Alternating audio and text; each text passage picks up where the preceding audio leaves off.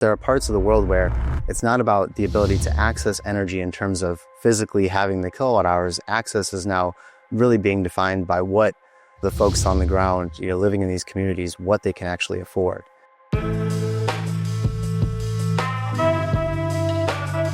Hey, so welcome back to the Compass Mining Podcast. I am so excited to be joined by two guests today, Austin Mitchell from Sonota Energy and Nick Selby from Renuvia Energy. And I am going to geek out in this conversation. So before I get too excited, I'm going to try to give the floor to my guest and let them introduce themselves a little bit. But if you've met me, you know it would not be my nature to not say a few words first. So initially, it's my pleasure to introduce Austin Mitchell. Austin's become a close friend of mine. He has pioneers as CEO, founder of Sonota Energy. They do amazing things.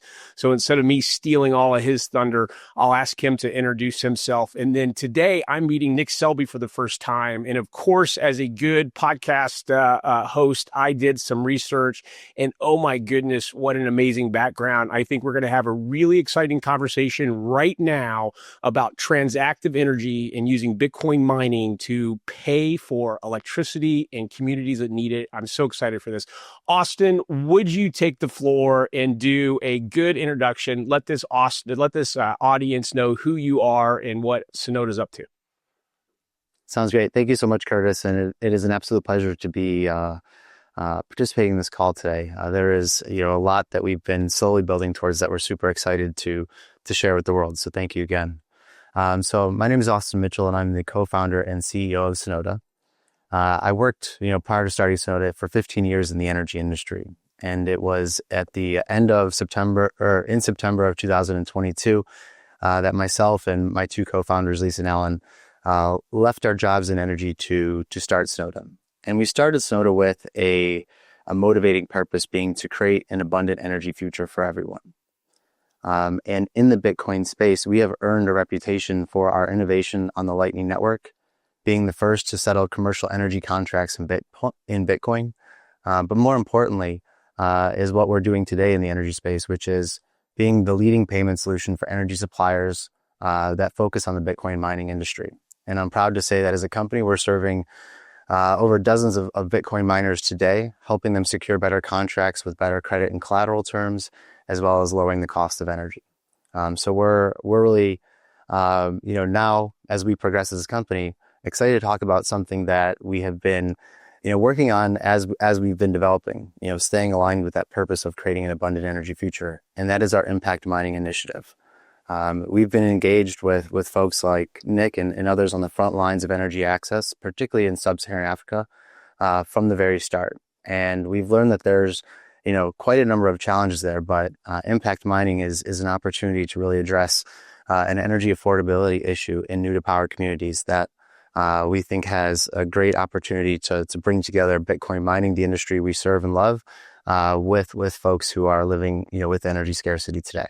Austin, that's amazing. As I mentioned, we've had a chance to talk many times, and I don't know that I pulled out from previous conversations that when you, Alan, and Lisa founded Sonota, that you had the future of abundant energy as one of like your mindsets. So that so closely aligns with some things that I hope come out in today's conversation. I see that electricity is what's needed for human flourishing, and how exciting. And thank you for being here. You use the words impact mining today, and I do think that's one of the topics that we're really going to get into. And so Nick, I would love to turn the attention to you, sir, and let this audience have a chance to meet you. You're the VP of engineering for Renuvia Energy, and so whereas Sonota is a fun word, and you can ask Austin about the history there. When you're looking at Renuvia on paper, you're not sure, but like when I look at it, I think what you're saying it's renew via energy, and that is just an amazing tie-in there. I have done some research, and I think you've got an amazing background. You're, mechanical engineering, philosophy. You've studied in Georgia. You graduated from MIT, and I'll probably get excited about that. Nick, would you please do this audience a favor and introduce yourself and start by, after you give some of your personal background, give us some introduction into Renuvia Energy. I think this audience is going to be a lot of the existing Bitcoin mining industry.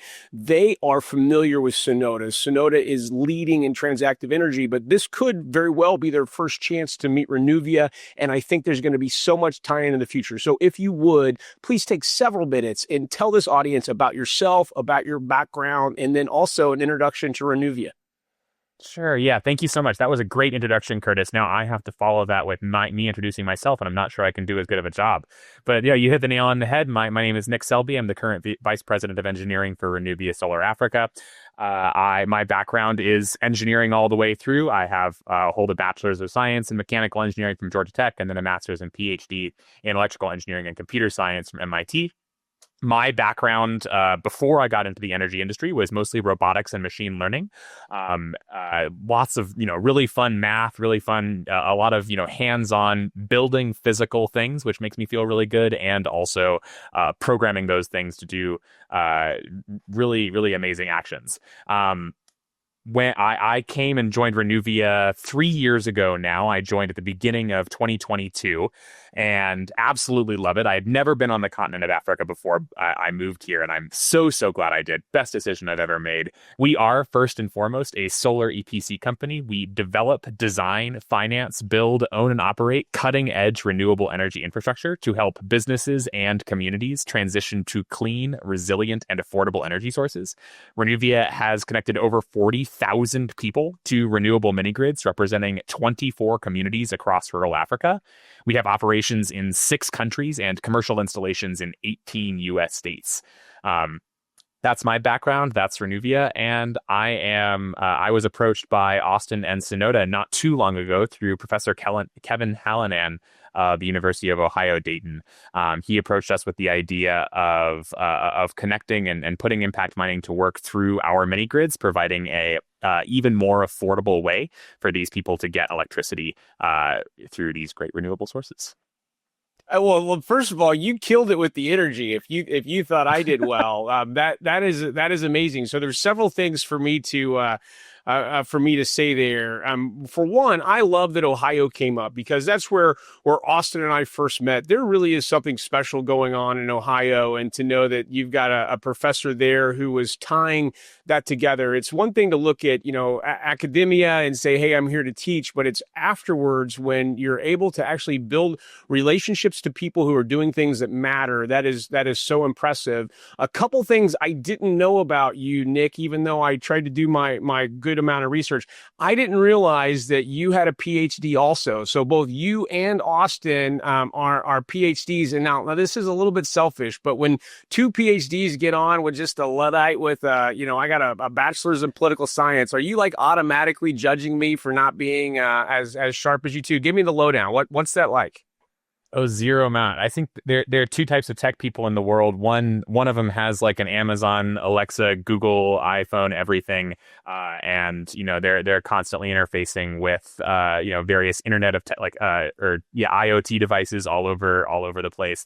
And the other kind has like a single printer that they keep a like loaded handgun next to in case it makes a weird noise. I'm definitely the latter, so I can empathize a little bit. Yeah. Oh, that's beautiful. Hey, I mentioned there were 2 things. And Nick, are you boots on the ground in Africa? Are you located on that continent? That is amazing. So you're doing some Loman's work with time zone arbitrage because it's 11 a.m. Central where we're recording now. Now? I know that some of the projects that we're working on are in Nigeria. Where are you located at in Africa right now? I'm based in Nairobi, Kenya. I do work across the continent, and yeah, being based here in such a major city on the continent is very, very helpful for being able to get around. And it's not too late for me. I'm just finishing up my work day. It's a little after 6 for me. Oh, fantastic. Well, see, that's how you know you're dealing with that guy with the bachelor's. He doesn't even know time zones that well. I'll tell you that honestly, there are like there's a half dozen really important threads that I personally want to pull on, but I feel like that would be a tad bit selfish because I really do want to give the audience a chance to fully understand what we're here talking about today, which is transactive energy, impact mining, and energy use on the continent of Africa, communities who didn't have it and now they do. So, Austin, I'd kick the mic back to you if I could. You mentioned impact mining in your introduction, but would you expand on that thread? Would you break that down? Now the audience has met both of you, they understand why we're here. Tell us again what impact mining is. Yeah, thank you, Curtis. So impact mining is a way for Sonota to really take what we've built from a technology standpoint and leverage it to create impact in the world. And we are calling this initiative impact mining because it really brings together the Bitcoin mining community, as I said before, with communities that are new to power globally, where there are energy affordability challenges. And so impact mining, what is the vision for it? It is that hash rate generated with what would be relatively abundant energy around the world can be used to accelerate any energy abundance in communities that are just getting off the ground with power. And so, for us, when we think about impact mining, it is really important to focus on, who's going to be benefited on the ground. And so when we talk about these new to power communities, the key thing there is that in these communities, every kilowatt hour that gets consumed is being put towards a productive use. The communities are leveraging the energy that they now have to power hospitals, to power schools, to keep the lights on, an extra hour at night to continue education. And so it's interesting to think about the world that we live in today, where I probably left my house leaving 1 or 2 lights on this morning. Those are kilowatt hours not being used productively. But there are parts of the world where it's not about the ability to access energy in terms of physically having the kilowatt hours. Access is now really being defined by what, the folks on the ground, living in these communities, what they can actually afford.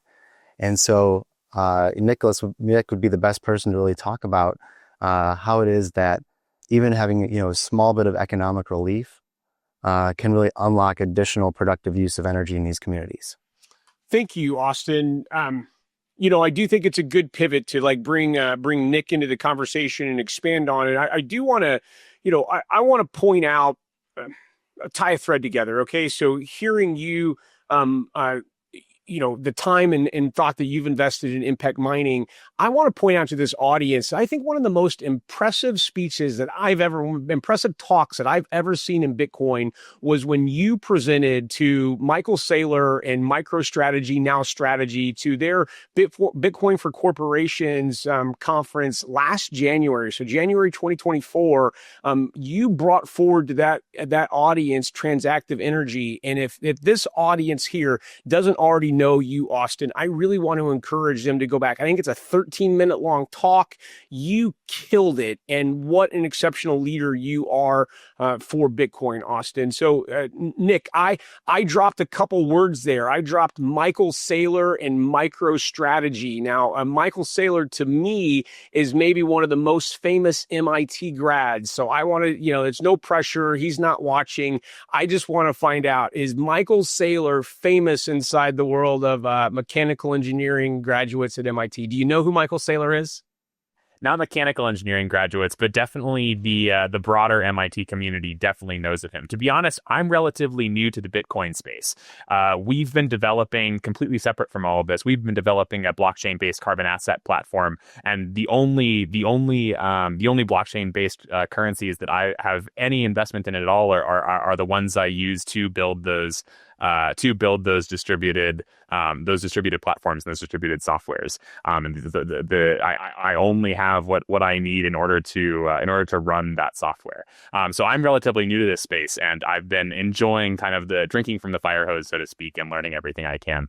I bet it does feel like a fire hose, but I'll share with you. Welcome. You've got the skills to immediately be a contributor into our ecosystem. And I know that you've had this passion for building renewable energy projects long before you found Bitcoin, but I think that you're going to discover a real synergy, and I bet it ends up being a larger part of your work in the future. But what could we transition into that? So you were introduced to Austin not that long ago through a professor who thought there'd be a way to work together, but long before that, you were building electricity infrastructure in Africa. Could you talk to this audience about that? So are these small solar farms? Are they hydro dams? What are you doing to build electricity in Africa? And then afterwards, I want to ask about how do you pay for it? And I think that's going to be the amazing thing that ties together impact mining and transactive energy. So could you tell us, you're going to have to distill it,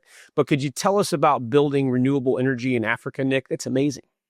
Certainly. Yeah, absolutely. Across the continent, and this varies obviously pretty substantially country to country, but rural electrification is still a big problem on the continent.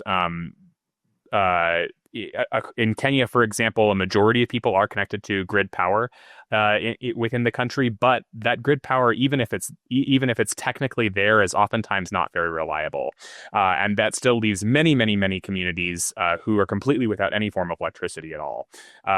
Renuvia, as well as other mini grid companies on the continent, come in to identify which communities are most in need of new electrification, which rural communities are most in need of rural electrification, and are also so far away from whatever current national grid infrastructure there is that it doesn't make economic sense to expand out to that community in order to provide them with electricity. Think of the infrastructure needed in order to build those massive high voltage cables held up with these kind of behemoth steel structures, kilometers and kilometers and kilometers out into the middle of nowhere. So what we do instead is we identify these communities, we hold interviews and meetings with them as well as local regulators in order to understand exactly what their needs are. Then we build a small solar power plant and small low voltage grid infrastructure around their community. Then we basically connect everybody's homes and serve as like a tiny version of an electrical utility just for that community. And that infrastructure, that mini solar power plant and small grid infrastructure, is what we call a mini grid. It's an off-grid solution, so we're not connected to any kind of national grid or other electricity sources. We just have a solar power plant, sometimes small like wind turbines or a diesel backup generator just for the last 5% kind of thing. And then we serve as a electricity provider, again, just for that community. Yep. Well, I do think it's, we obviously want to unpack the financial side of it, and that's going to tie together this conversation. But before we go there, maybe dive a little bit deeper. Austin mentioned, maybe he left a couple lights on at home, and we're here recording, and I've got a camera on just so that my shiny bald head shows up better on this interview. And we certainly here in the United States take electricity for granted, but to understand that there's like 600 million people on the continent of Africa that literally don't have electricity, and you're there solving that problem. Could you how does it change these people's lives when electricity comes into their community? Yeah, that's a really good question. I'll tell you a story that happened to me relatively recently. We recently did a pretty large mini grid expansion. So we had a mini grid that was serving around 500 customers, and we expanded it to serve a little fewer than 3,000 customers. And during that process, a big part of that, as you can probably imagine, is building new power lines to extend further into this rapidly growing community. Right. I was taking a little, I call it a motorbike, but it's like very, very small compared to what you're used to in the US. It's like a little 150cc engine motorbike, driving it around, doing a preliminary inspection of the power lines kind of as they were being built. This like random white guy in a very rural community in Kenya was driving around on a motorcycle. It was especially pointing at and asking questions about and commenting on the growing grid infrastructure that was being put up there. I think it would be very clear and obvious what I was doing. And so rapidly I had a posse, I guess, of about 20 to 30 small children running around after me, kind of pointing and giggling. And then when I would look at them, they would do oh, I don't know, I'm not looking at anything, and giggle. And after they kind of put together what I was doing there, they started chanting Pawa Aja, which is Swahili for power is coming. And that's I think that's just a great illustration of how excited people are to get access to electricity. It's life-changing. And it's been a really beautiful thing for me to be a part of. Well, Nick, one thing, Curtis, sorry to jump in, Dr. Kevin Hallinan, who made the connection for us originally, there's actually a paper that Nick and colleagues from Renuvia put out where they did a comprehensive study, pre and post electrification. And I think that really sort of speaks to, numbers wise, how big of an impact that is. Yep. Yeah. Should I focus on the quantitatives for a little bit, Curtis? Yeah, I do. I think let me tee it up this way and see if it's exactly what you had in mind. So I mentioned earlier, Austin and I have spent some time together, and one of the things that he's really excited for the partnership with Renuvia, Nick, and one of the things he shared with me is that your team's doing it differently, that you have a different approach, and that it's working better. And so if you would include that as some of your thoughts, but yeah, definitely focus on that, would you? Compass Mining makes Bitcoin mining accessible to everyone. Whether you're investing in one machine or thousands, our customizable solutions are tailored to meet your needs. We are your experts in Bitcoin mining, offering a platform where individuals and businesses can purchase hardware, host machines, and access a range of ancillary services. Start mining in as little as 48 hours with our turnkey hardware online and mining directly to your Bitcoin wallet within 2 business days. Discover more at compassmining.io and see how we can power your success. Certainly.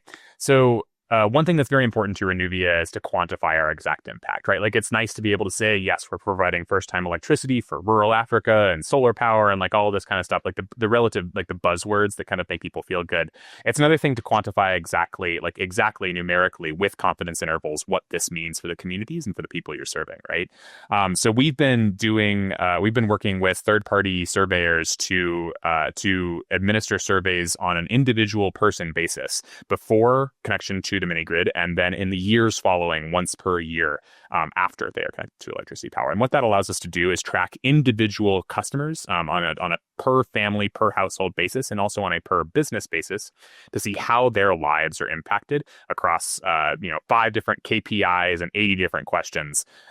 What's going on inside of their individual homes. So with that data, we published a paper just last year in Environmental Research, Infrastructure, and Sustainability, which is a peer-reviewed kind of scientific academic journal. You're obviously welcome to go check it out and make sure our math is good. But what we were able to find out is that the impacts of mini grids are obviously extremely positive, and in particular had amazing effects on the local economies, local education, and also female participation in the labor force. So, for example, we found that in many of our communities, especially in Kenya, median income quadrupled within 1 year after mini grid connection, which is wild. More broadly across Africa, we found that female participation in the labor force increased 17% after connection to a mini grid, and that for every additional $50,000 invested into a mini grid, that means that 20 more young girls get to go to school. Obviously, we have a lot more amazing quantified statistics than that, and I encourage you to look. I encourage your listeners to read the paper to kind of see exactly what they're looking for. We did a study that focused on gender equality and financial empowerment and health and safety, looking at the impact on hospitals and crime and all sorts of stuff. But yeah.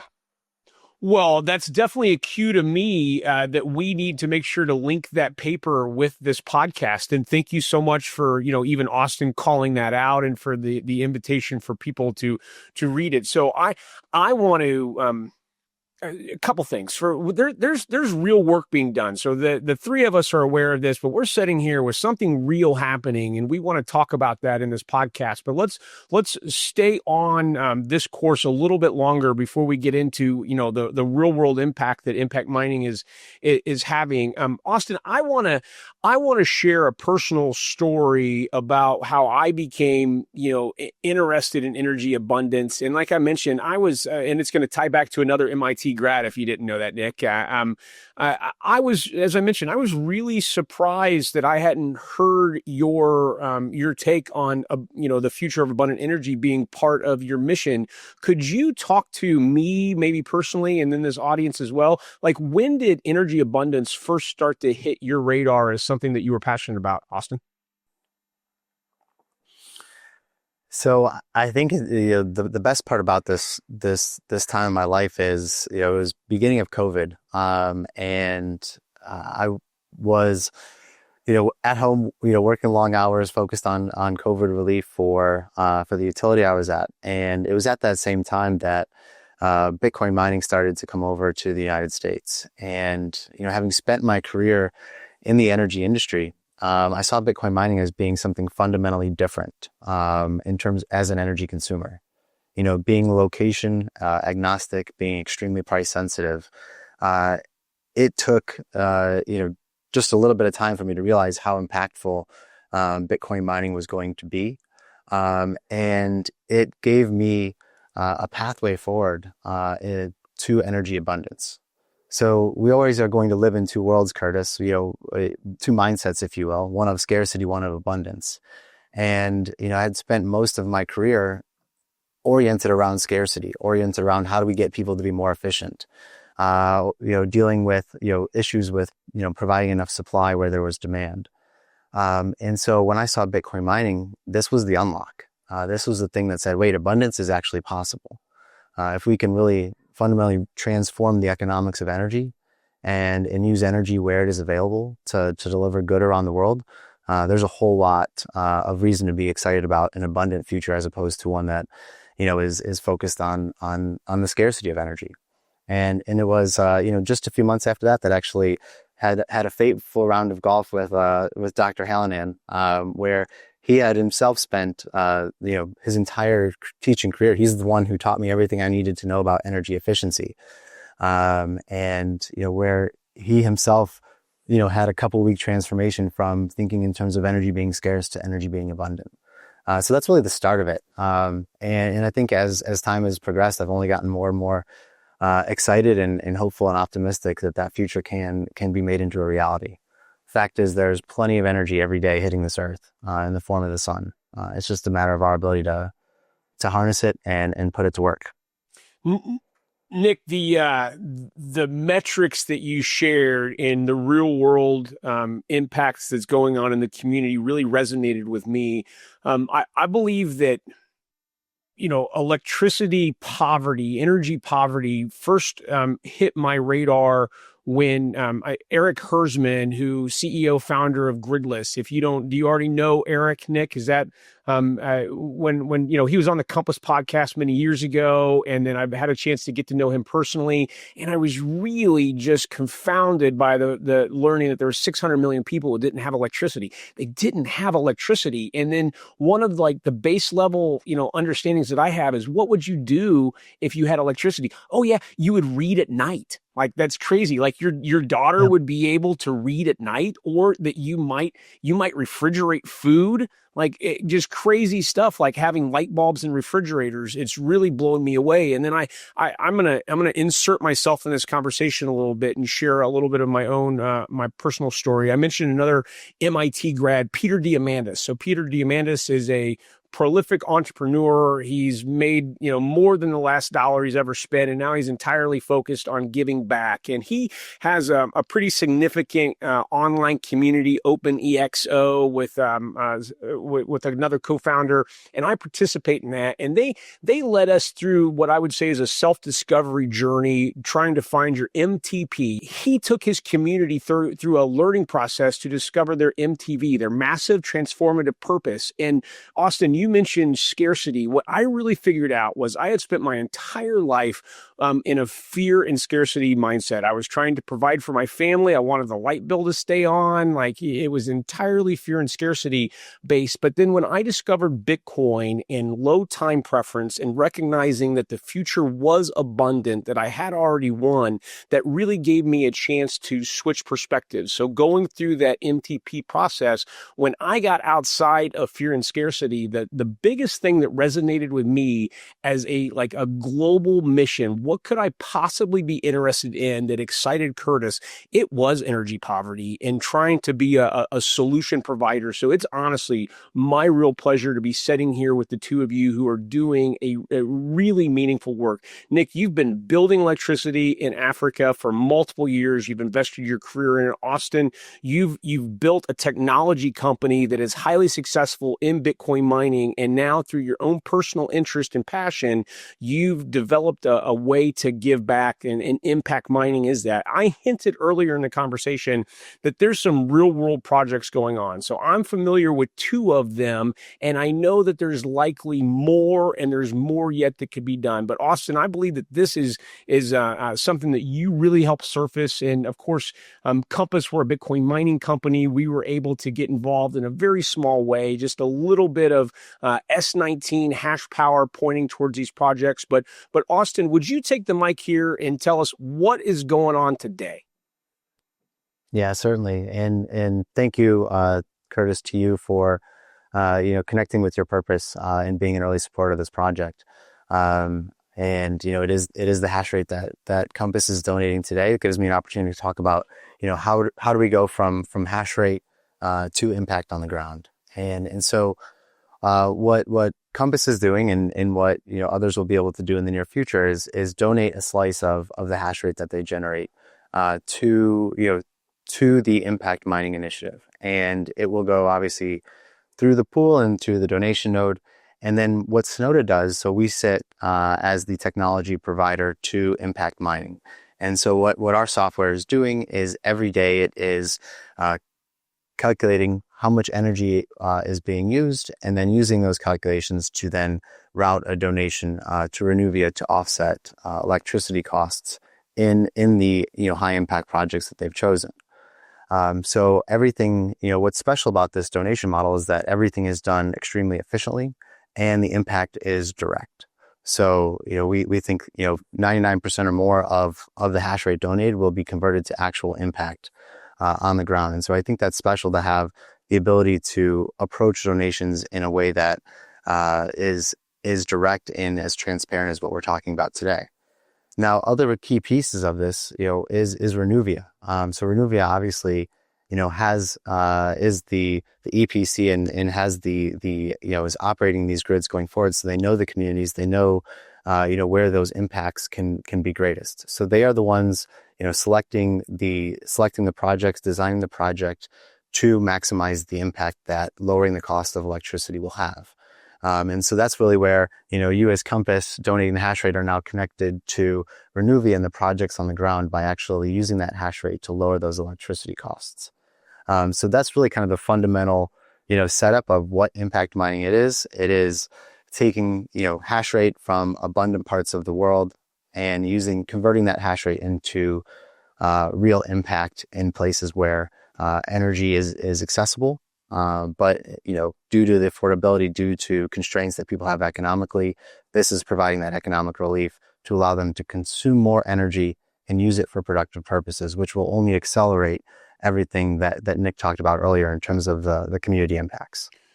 Nick, unpack that more and tell us, if you can, about the community impacts that's happening today. Now, of course, I'll butcher pronunciation, but from what I understand, there's two meaningful projects that are happening. There's a hospital that is using some of the electricity from your systems, and then there's also a community, a village, a Zuzu and a Larbi, if I have pronunciations correctly.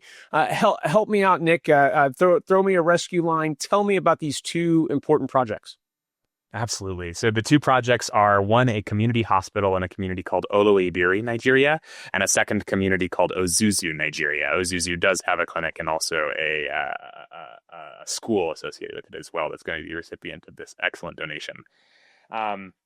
These communities are absolutely beautiful. They're tucked away in rural south Nigeria, so almost kind of along the coastline, just like a few kilometers in from the beautiful southern Nigeria coast. Extremely reserved, extremely secluded from any kind of grid infrastructure other than the mini grids that currently serve them. I think I want to come back to the two examples you gave, Curtis, earlier. One about kind of keeping the lights on an hour later into the night, right? And the other being refrigeration, right? A really, really great impactful household use of electricity and a really great business use of electricity. On the household side, I think it's somewhat easy to imagine that, yeah, if I could keep the lights on for an hour later every night, that would be fantastic. But in particular, the way these communities use that, as you can probably imagine, schools in these communities still practice corporal punishment because if it's old fashioned. It's a little bit more conservative in that way. And students, if they don't finish their homework on time, get hit with a ruler, right? And so in order to avoid that, if they don't finish their homework before the sun goes down and they can no longer see their paper pre-electrification, they just don't go to school the next day. They play hooky so that they don't get beat, right? With a few hours extra of light at night, that enables them to finish their homework, which means they no longer are at risk of that, and they end up going to school more the next day, just because of electrification. This is something that I wouldn't have guessed originally coming into this, and it's because of that. It's because of those interviews and it's because of those surveys that we were able to kind of figure out that this is one extremely impactful mechanism of how school enrollment is increased through the power of rural electrification and renewable rural electrification in particular. The second on many of these communities, because there's a plethora of water around, they make a lot of their money fishing. However, if you are far, far away from the nearest kind of major town where you could go and sell your fish, much of your stock is going to go bad. Unless you have access to refrigeration. And so one thing that we've seen is very quickly after electrification, many communities buy a lot of ice makers, and the ability to keep the fish on ice and keep them fresh for days rather than just hours is a massive boon to the local economy. And what we see oftentimes is because of that boon to the local economy, people who live in areas kind of for a few kilometers around that community will move into the community so that they can get access to that extra economic opportunity. When they move in, that expands the size of the community and expands the size of the local economy further. It's this great positive feedback loop of impact. It's fantastic. One thing to note is that, I'll just say it for me personally, if my electricity costs doubled overnight, I would still take a hot shower after this. That is definitely not the case for people who are living in rural Nigeria or really anywhere in rural Africa. Price elasticity of demand is an extremely important variable to consider. And so by reducing the per unit cost of electricity through these donations, through impact mining and through Sonoda, we're able to get these massive add-on effects where people are willing to invest more money into electricity, so much so that oftentimes the quantity, the revenues that you can see, the amount of money, the amount of kilowatt hours that people are buying are increased so much that it actually exceeds the tariff reduction that is achieved through the donation. So what I mean by that is, let's say, if we can achieve a tariff reduction of 50%, you can have the cost of electricity. The use of electricity might even more than double, which means that positive feedback loop of impact that I talked about can grow even faster than you might expect. Well, like if you're a business or you're entrepreneurial, you're a fisherman, or you're doing something with agricultural, or you're trying to manufacture a small product, you might be doing everything by hand because you're not going to buy electrical tools because there's not electricity. But then when electricity is expanded, now you can look at buying something with a motor to help your process or a refrigerator. It's fantastic. I don't want to pretend that I'm knowledgeable enough about global, electricity infrastructure development, but I have, read a little bit and watched a good number of podcasts. And I do think sometimes international investment can have a tendency to be predatory, that they come in with whether it's loans or other sort of financing systems, and it really restricts a community. And my learning process, Nick, with Austin, one of the things that I really unpacked, and I hope that you'll explain it to me better and to our audience here, is that an investment in an existing electrical infrastructure system could have a bigger impact than trying to fund something new. Could you help unpack that for me, Nick?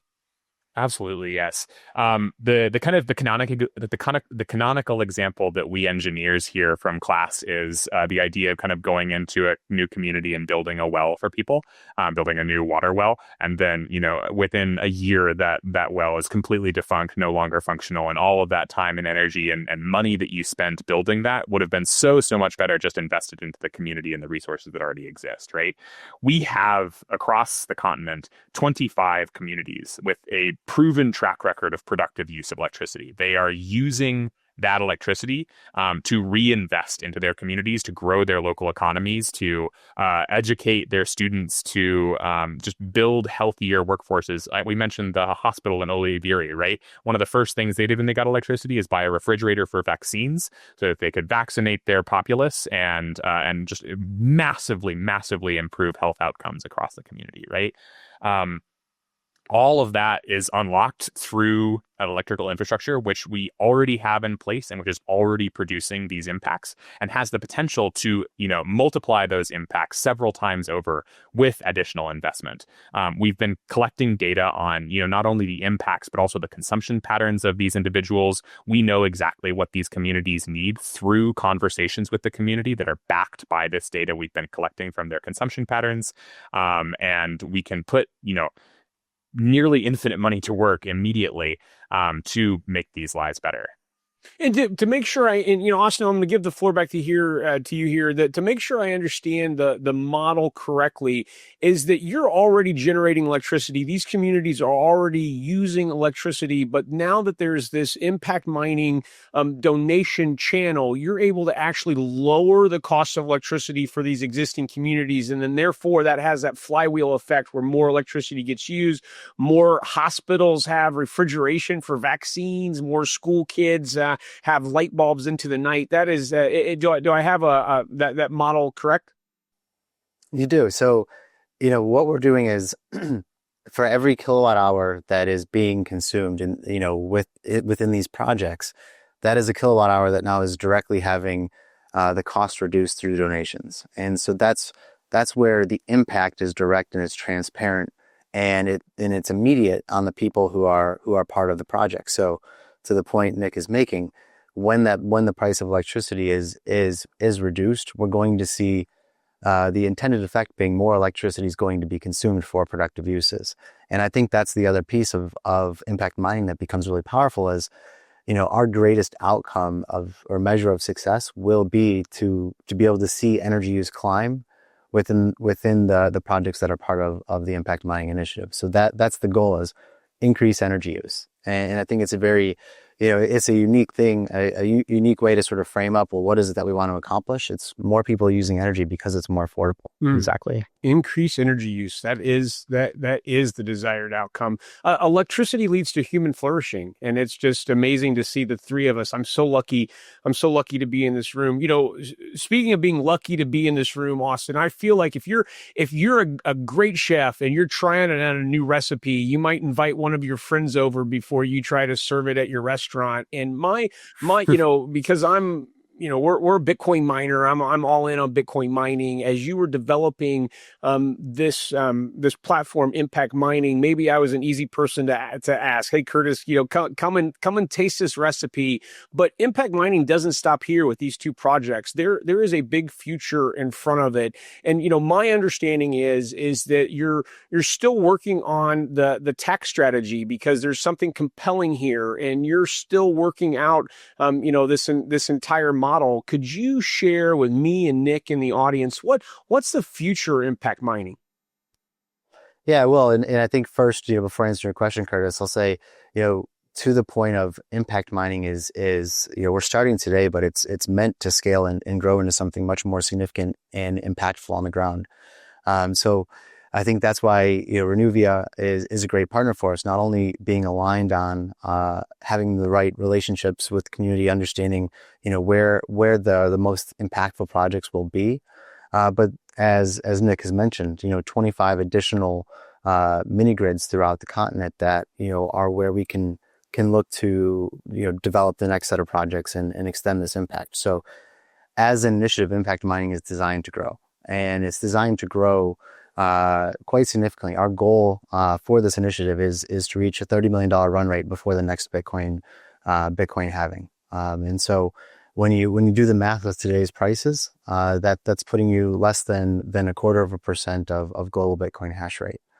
Now, to the point on the tax side, well, you still have to ask the question, what is going to motivate someone to want to donate their hash rate to impact mining? The first thing, which we've already talked about today, is that it is direct, it's transparent, and it's immediate in terms of its impact.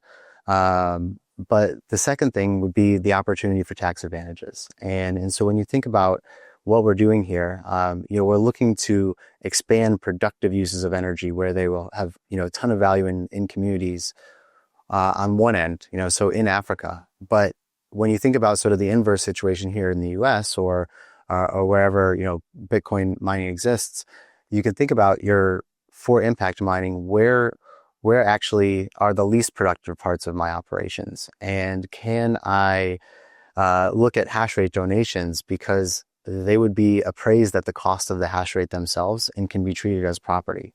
And so this is something that becomes, potentially very interesting and providing favorable bottom line economics to Bitcoin miners as a tax strategy.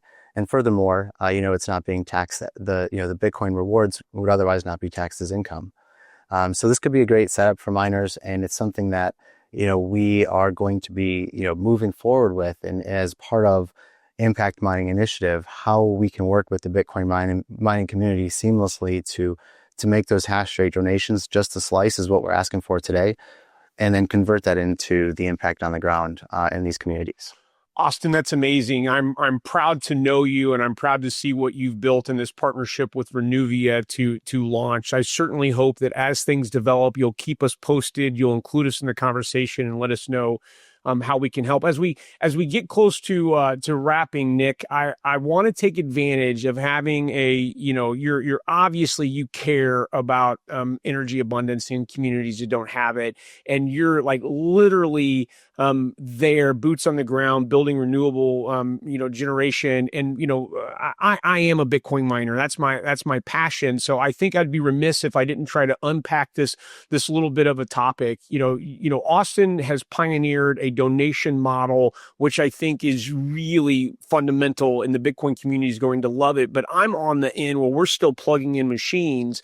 And do the systems that you install or have installed, do you have wasted kilowatts that, you've created the electricity and because of whatever reason, it's not being used that day? Is there curtailed wasted energy inside of your systems where if there was a unique way to monetize that, it would be helpful to the community? Definitely neither in Ozuzu nor in Oluibiri. There are some sites, sometimes mini grid developers have some problems, particularly with the seasonality of sunshine, right? If you're trying to build a community that's able to provide as much 24/7 power during the rainy season, it's going to have, wasted kilowatt hours during the sunny season, right? So that's definitely a concern. And actually, there are some cool companies out there right now doing Bitcoin mining in mini grids to start to curtail this exact problem.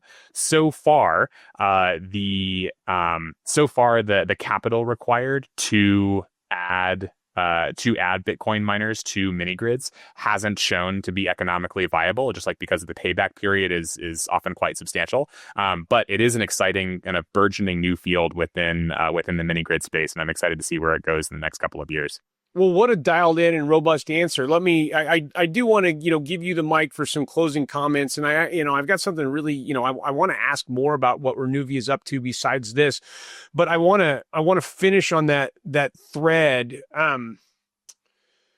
I think you obviously understand that, there's that chance that Bitcoin miners could come along beside the project and, take off that excess electricity. But you've mentioned that so far it looks like the CapEx, it just doesn't make it economically, conducive. I'll go ahead and put myself out there. So for one, we're operating 22 facilities, mostly North America. We have an international footprint. We run global logistics. We're a global company and growing that way. We care about people, we care about electricity, and we understand Bitcoin mining. So I can't ship you, everything for free. But if there were a way to get started on a small project where we could come in and stand beside you, on the ground with some sort of, a miner setup and where, potentially we could just donate it as a use case. And then if we're able to, grow to something where there were in any sort of combined initiative, initiative, but I would personally love to be involved. My leadership would just be thrilled that I'm sitting here thinking, how can Compass help? And that's the question, is how can Compass help? So as our relationship continues, if you see a way, it's like, listen, here's 200 extra KW that's just not being used. Let's plug in, a couple Bitcoin miners beside it, and I'll do that lift. You'll have to handle customs, but I'll get them sent to you.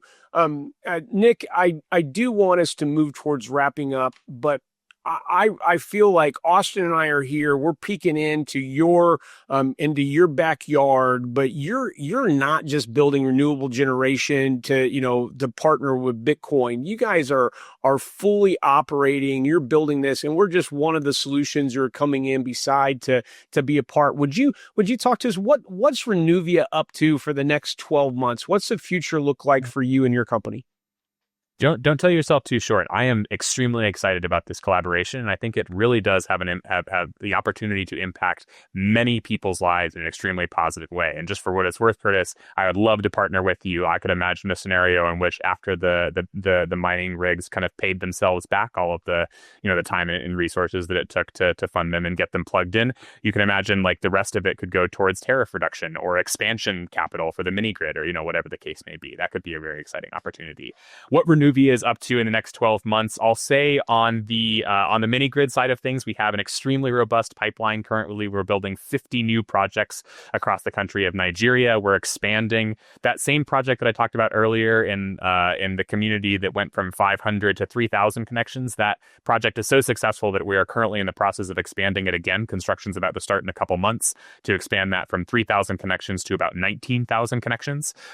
We have 4 mini grid projects going up in Ethiopia shortly, and we just won our first ever bid in Somaliland. So very excited about the exponential growth potential of Renuvia.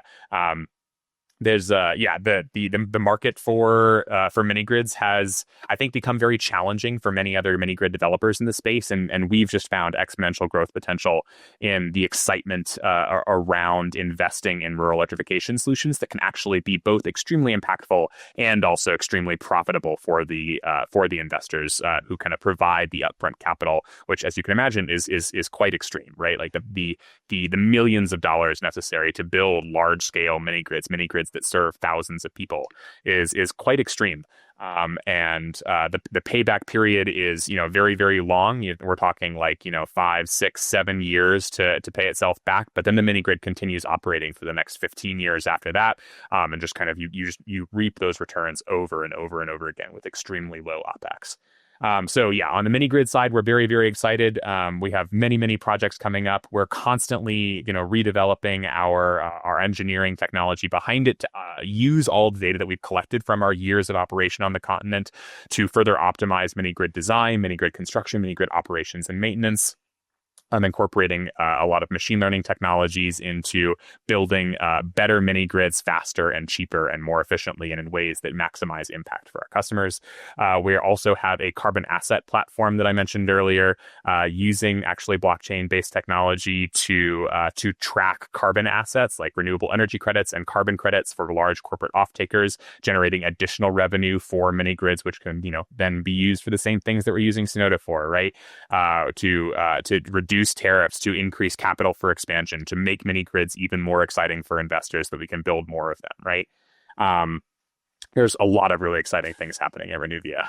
I come back to how we started. You weren't sure you could match my energy. You can match my energy, sir. Austin, you see why we're excited to have these guys as partners. They're incredible.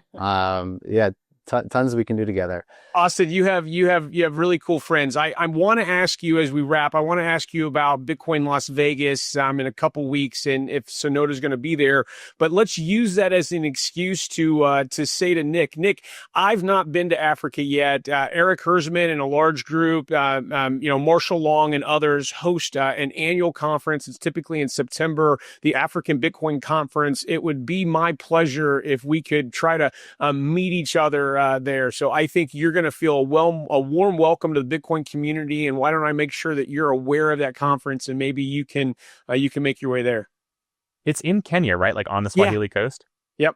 I'm excited to go to it. Yes. But that's amazing. I'll Austin, see you there. I'm gonna give a little outro about Compass and our presence at Bitcoin Las Vegas. What about you? Are you going to be heading out there in a couple weeks?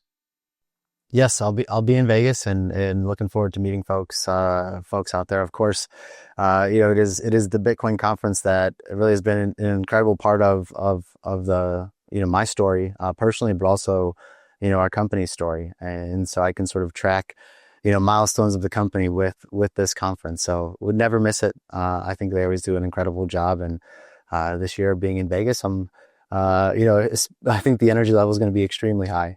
So I'll be getting good rest before heading out of town.